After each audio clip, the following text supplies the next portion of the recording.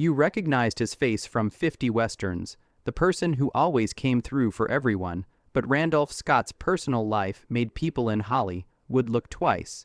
His strange marriage to a woman from another state. His beach house was shared with another well-known star. When he finally died, his family found something that broke their hearts. In secret, this simple man had made so much money that it changed their lives forever. The actor who didn't smile much on screen won. Randolph Scott was born in Orange County, Virginia, on January 23, 1898, but this wasn't where his family lived. It took place while they were visiting family. The 5 kids he has were all born in Charlotte, North Carolina. He was the only one who wasn't. In addition to being an engineer in the linens business, his father, George Grant Scott, was also the first CPA in North Carolina. That made him a leader. Lucille, his mother, came from a well-known and rich family in North Carolina. He was born into a family with both brains and money. His family came from Scotland and was well-known in the South. He got off to a good start in life. He grew up in Charlotte in a big, fancy house that is still there. In 1927, they moved into a big house that was made by the famous builder Lucius Berry. Randy knew what that kind of life was like. Friends who could get them things, private schools, and the calm security of someone who never had to worry about money. The school he went to was Woodbury Forest School in Virginia. It was more than just a school. It was a place where sons of wealthy families rose to power in the South. That school made him who he is now. He learned how to be calm, charming, and sure of himself that he could do anything. Randolph wasn't just a well-groomed young man, though. He was also good at sports. He played baseball and football. He competed in swimming and horse races. It wasn't just a hobby. They were important and cost a lot of money. He wanted to be an All-American football player at Georgia Tech. But a bad back accident put an end to that dream. He then changed schools and went to the University of North Carolina to study textile engineering, just like his dad did. It's strange that the same sports, especially riding, made him great for Western movies later on. He didn't need to act like he knew how to ride a horse. He could already. That made him look natural on TV. An old Southern way of life also shaped Randolph. He was in shows put on by the United Daughters of the Confederacy. These weren't your average plays. They showed pride in the South and had themes like loyalty, loss, and sacrifice. Because of those roles, he picked up a soft, aristocratic Southern accent that added to his movie charm. He learned to be tough, proud, and proper from the way he was raised. That's the kind of man that people saw in his movies later on. The money from his family not only helped him, it also changed his whole life. It was hard for many boys from the South to find work during World War I, but Randolph had a safety net. He didn't have to rush when he got back from the war. Because his dad knew so many people, he was able to get him a letter introducing him to Howard Hughes. What the Howard Hughes? Back in 1928, Randolph used that letter to get into Hollywood. He didn't need to begin at the bottom. He came with sure of himself, good looks, and strong friends. That's not something that many people could do. Randy was only 19 years old when the U.S. started World War I in April 1917. In July of that year, he joined the National Guard instead of living at home. He didn't wait like most men who joined the war effort did. In October, he was given the rank of corporal. He was a sergeant by February 1918. He wanted to serve, so his father tried to get him into West Point. That choice showed how disciplined he was, and it fit with the brave roles he would play in later movies. He fought on the front lines in France. He was in the 2nd Trench Mortar Battalion as part of a 2-man team. His job was risky. While the enemy was attacking, he sat in small bunkers and directed artillery fire. Before every task, he and his partner read pocket testaments and held on to their dog tags. He never talked about what he saw in public. His work was correct. He sent updates to make sure the artillery was aimed properly using hand calculus. Men could die if he was wrong. He was changed by that kind of stress. People saw the quiet, tough strength he had built up through his jobs. He also learned skills in the service that Hollywood couldn't copy in the real world. He learned how to ride horses over rough ground. He trained with swords and guns. These were not props. They were tools for life. After that, when Randolph played soldiers and cowboys, it felt real because it was. Not only did he act like a hero, he had been one. Even though the war was over in November 1918, Randolph didn't rush home. He stayed in France and went to Shur to read for a job as an artillery officer. By May 1919, he was a second lieutenant. When he finally got back to the U.S., he went to Georgia Tech to try to reach a new goal, becoming a great football player. He became a member of a club and got back into sports. But the hurt he had before came back. That dream was over too. He moved again, this time to study engineering at the University of North Carolina. It wasn't long. The classroom wasn't as exciting as the sports field or the battlefield. He quit college to work for his dad's cloth company. He worked hard at that company. He worked as a bookkeeper, then as an inspector, and finally as an office manager. He paid attention and was responsible. He wasn't excited about that life, though. It wasn't enough. He did something risky in 1927. He gave up a stable job to do something very risky. Something strange happened in 1929 while they were playing at the Los Angeles Country Club. He was paired with Howard Hughes. Yes, that Howard Hughes. He was a strange, wealthy man who flew planes and made movies. Scott had no idea that this golf game would make everything different. Hughes took notice of Scott's good looks, tall build, and southern charm. He was the kind of guy Hollywood needed. Hughes gave him a small, unnamed part in the far call by the end of the game.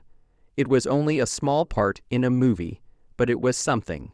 Scott might not have become a movie star if he hadn't skipped golf that day. Scott learned that looks alone weren't enough after that lucky break. He had to be skilled. He signed up at the Pasadena Community Playhouse because of this. That was the best acting school on the West Coast. Gene Hackman and Dustin Hoffman, who would become stars, worked there. Scott did a lot of work. He learned how to move, speak, and play on stage. Great director Cecil B. Deal came to see a play in 1931. He liked what he saw of Scott.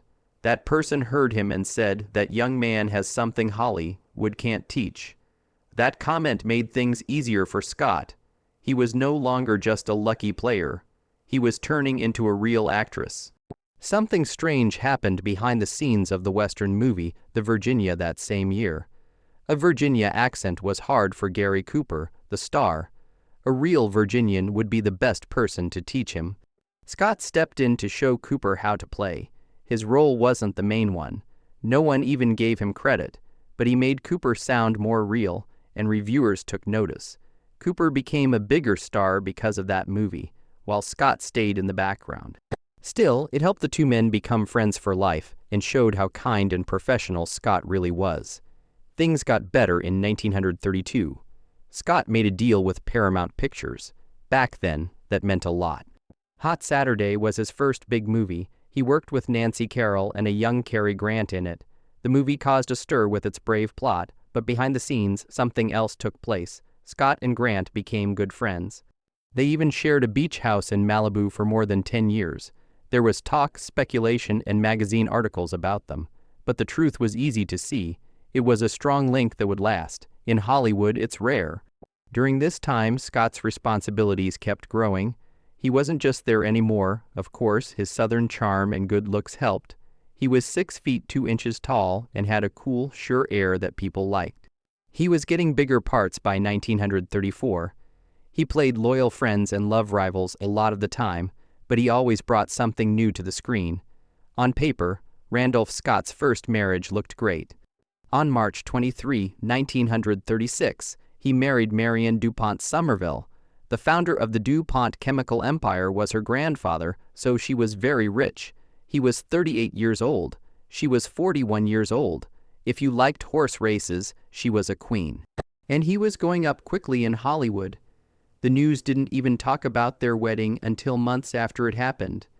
Since Scott was the best man at Marion's first wedding, their own wedding felt like the next step in a long friendship. But things didn't work out behind the scenes. Marion spent her time in Virginia at her 55-room Montelier house, which was once the home of President James Madison. Scott worked all the time in Los Angeles. When she built him a gym in her basement, they had to dig a hole in the floor so he could stand up straight while he worked out. He was 6 feet 4 inches tall. They didn't spend much time together. Hollywood was bad for Marion. Her horse battleship made history in 1938 when it won England's Grand National Steeplechase. It was the first horse born in the United States to win this race. She wasn't able to go to the party in New York. Scott went instead of her. In 1939, after 3 years of being married from far away, they split up. There were no fights or scandals, just two people going their separate ways. Even though they didn't have any children, Marion kept the Scott name until she died in 1983. A quiet way to show respect that never went away. Before they split up in 1935, Scott moved in with Cary Grant. It took up 530 feet and was very nice to live in. A lot of people called it Bachelor Hall. People always took pictures of them playing golf or relaxing on the beach because they were young, rich, and pretty. They even arranged pictures of them working out together. The press couldn't get enough of it. Hedda Hopper, who writes a gossip piece, made fun of them. Lynn Lombard, an actress, made fun of the fact that Scott paid the bills and Grant mailed them. People talked about them because they were close, especially since Grant got married for a short time and then moved back in with Scott after his divorce. They lived together for 12 years. Some people said they were just friends. Some people said it was more than that, we'll never be sure. But because companies told them to in 1944, they stopped living together and married women. They stayed friends for life, though. Bonds like that were very rare in Hollywood. A lot of different types of movies were made by Scott in the late 1930s and early 1940s. He was in a musical with Fred Astaire and Ginger Rogers, a comedy with Mae West, and The Last of the Mohicans as Hawkeyall in 1936. He was up for the part of Ashley Wilkes in Gone with the Wind, but Leslie Howard got it instead. He played the lead role in Roberta Pittsburgh and even Rebecca of Sunnybrook Farm. Critics loved how he could switch between styles, going from funny to serious in an instant. He wasn't just another cowboy, not yet. Those years changed him. They helped him find his voice and get a lot of fans. He stopped switching between styles in the early 1940s. He lived in westerns and wore a cowboy hat like it was his natural hairstyle. Directors really liked him. Scott was the only gentleman I've met in this business. Michael Curtis once said, in a business full of divas, that meant something. Before giving him big parts, CLB. Deal sent him to train at the Pasadena Playhouse when he was young. He paid attention, learned, and never caused trouble. He worked with famous people like George B. Places, The Last of the Mohicans, Henry King, and Jesse James. They looked up to his control. He was always on time, ready, and did a good job. He was a real Southern gentleman behind the scenes. Everything changed because of two parts. The Last of the Mohicans, which came out in 1936, showed that he could direct an action movie. It was short, 92 minutes, fast, and full of activity. Scott's Hawk, I Was a Brave Hero. After that, Jesse James came along in 1939. Scott, Tyrone Power, and Henry Fonda all played Will Wright. In the US and Canada, the movie made more than $3 million. That year, only Gone with the Wind and Mr. Smith Goes to Washington did better. One scene with a horse got so much attention that it forced Hollywood to make sure animals were safe on set. That's how big the movie was. Scott was ready to serve when the United States joined World War II. He tried to join the Marines but was turned down because he hurt his back. He didn't just sit it out, though. He did shows for troops on military sites with comedian Joe Dorita. He grew food for the government on his own land. He kept people up with war movies like Gung Ho, To the Shores of Tripoli, Bombardier, and Corvette K-225. These movies were more than just fun. They made us feel better. Scott became both a real and a made-up symbol of American power. He got married to Patricia Stillman in 1944. They were married for over 40 years until he died in 1987. They took in Christopher and Sandra as their own children. Scott's family life stayed strong and private, while other Hollywood couples went out and got married quickly. He felt calm in a way that many stars never do. He was also good at business.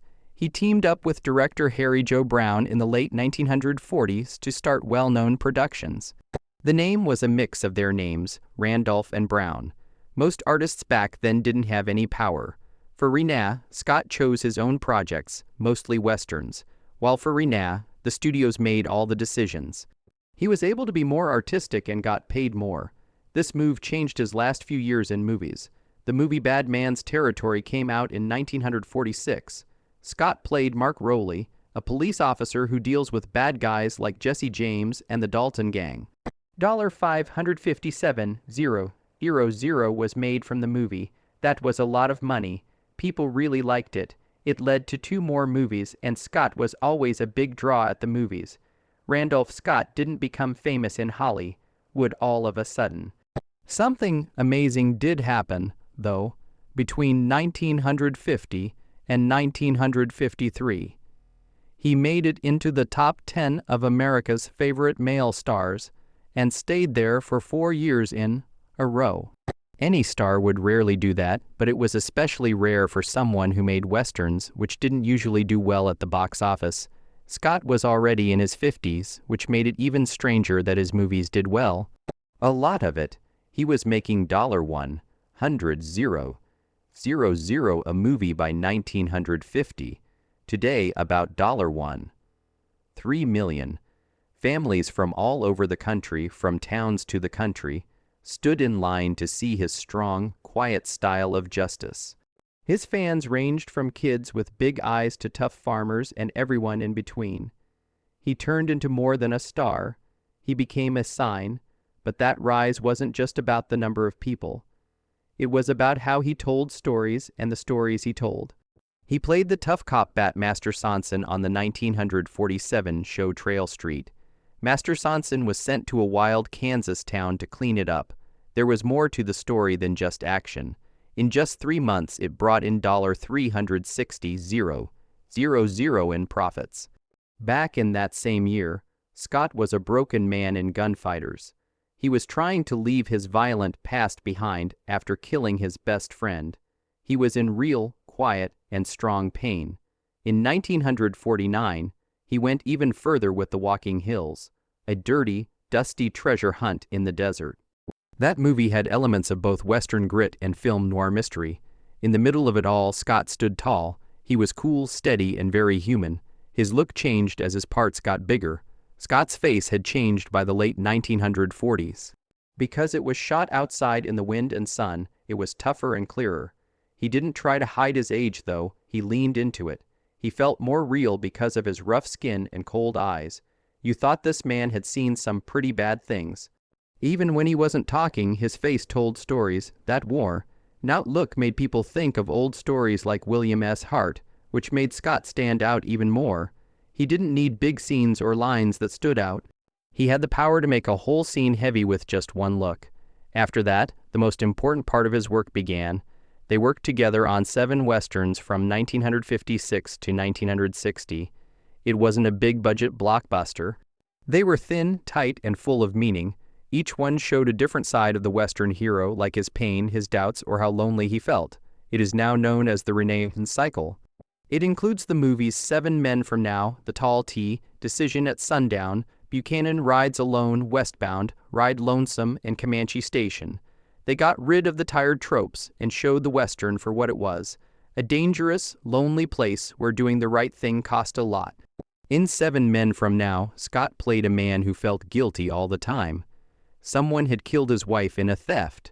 He felt bad about himself because he turned down easier work out of pride, which made her take the job that killed her. That pain drove him in every move he made and every guy he met. In the role of his foe, played by Lee Marvin, a charming killer who showed Scott's darker sides, they had more than one fight. It was about them.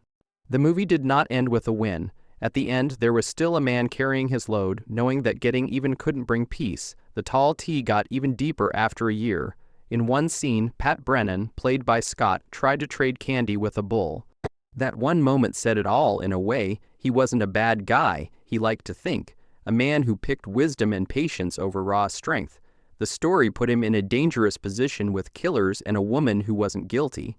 But guns weren't the only thing that was dangerous. It was up to them. Could he help her? Was he able to trust his enemies? Could he leave? The strain never went away, and every choice hurt. The movie is now in the National Film Registry because of this. In 1959, Scott played one of the most painful parts of his life in Ride Lonesome. He played a hired gun named Ben Brigade. He didn't want the prize, though. His goal was justice, the way he sees justice. His wife had been taken and killed years before. There was still the man who did it, so Brigade caught the killer's brother as a trap, not for money. He burns the tree his wife was hung from. In the last scene says it all. That fire wasn't just the end of a chase. It helped them get better, quiet, strong, and memorable. After that, Station came out in 1960. This was Scott's last Western before he retired. It was a wonderful goodbye. He played Jefferson Cody, a man who had been looking for his wife, who had been taken by the Comanches for 10 years. In order to save another woman, he thought he might find her. She wasn't the one, though. As promised, he took her home and kept her safe from dangerous guys on the way. His search and hope did not end when the battle was over. That was the last message Scott sent. The good guys don't always win. They just keep going sometimes. Ride the High Country was just another cheap Western in 1962. It wasn't well known that Sam Peckinpah was the director yet. They didn't like his ideas because he was young, stubborn, and full of them. From the start, there was trouble with the process.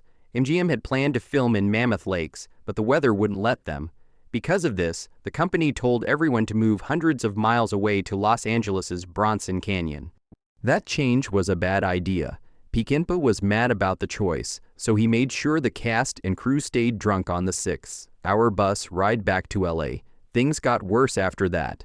Joseph Vogel, head of MGM, fell asleep while watching an early cut of the movie. He said it was the worst movie he had ever seen when he woke up. The movie didn't even get a fair chance at MGM. It was put on the bottom half of double attractions. It did not do well at all in the United States. There was something else in Europe, though. As time went on, Ride the High Country quietly became one of MGM's biggest hits outside of the United States. The movie's fame began to grow. It was chosen to be kept alive in the National Film Registry in 1992. A show that had a lot of problems turned out to be a classic. Randy Scott was at the center of it all. He played Gil Westiram, an old ex-lawyer who was having a hard time keeping up with how the world was changing. The story takes place around 1905, not long after the end of the Old West. Scott's face, which was worn, serious, and honest, was right for the part. He was pulled between greed and honor, between gold and loyalty. Between takes, Scott and his co-stars, Joel McCrea, were going through their own sunset. They were real, life stars who played guys out of time, which gave the movie a quiet power. A lot more was added by the photography. The movie felt like a goodbye thanks to Lucien Ballard's soft, fall-colored shots, not just to the border, but also to the old westerns in Hollywood. This wasn't like other cowboy movies. The music had heart, and Scott gave one of the most moving performances of his career. This one might be the best or the most moving. Scott also agreed. After making the movie, he stopped acting for good. He didn't want to keep working only to get smaller parts or lose his fame. Thanks to Gil Westiram, he got his point across. Everything was there in that one show. There was doubt, pride, sorrow, and redemption. Scott didn't try to beat it because he told his friends he couldn't. He chose to leave on his own. But Scott wasn't just smart on TV. He was smarter in real life, too. He didn't go away when he quit in 1962. He worked hard at business, and he was better at it than almost everyone in Hollywood. He was worth $100 million by the mid-1960s. These days, that's about $280 million. Scott was one of the few artists who thought that way. He bought early, held on, and saw the prices go up. He had more than 2 grand homes. He had a lot of land, mostly in San Fernando and Palm Springs. By 1965, those buildings were worth more than $100 million all by themselves. Things really took off in Palm Springs, and San Fernando grew like crazy. Scott was the first person to see it coming. That wasn't all he did. He helped build the Park Ridge Country Club in Corona, California, in 1927. Cresta Verde, a place where stars like Lucille Ball, Burt Lancaster, and Clark Gable loved to hang out, used to be that course. Scott liked golf, but this was for work. This course is one of the oldest in the U.S., and people still like to play there. Few people were able to combine his personal interest with making money the way he did. Randolph Scott killed himself in 1987. but he left behind more than just movies. He still had a lot of money, about $100 million. He had done better than most, even when inflation was taken into account. On the other hand, Cary Grant's fortune was worth about $130 million today, about $30 million to Katharine Hepburn. Scott had scores that were out of this world. He was still a strong cowboy in his later years, though. He had issues with his heart and had trouble breathing. He went to the hospital more than once because of pneumonia. He was weak and needed full-time care by 1987. His death was peaceful and quiet on March 2 at home in Beverly Hills. 99, Cary Grant, his friend, had died just 2 months before. Only 25 family members showed up to Scott's funeral. It took place near where he grew up in Charlotte, North Carolina. The service was led by Reverend Billy Graham. President Ronald Reagan wrote in a letter that Scott was one of the best actors in Hollywood.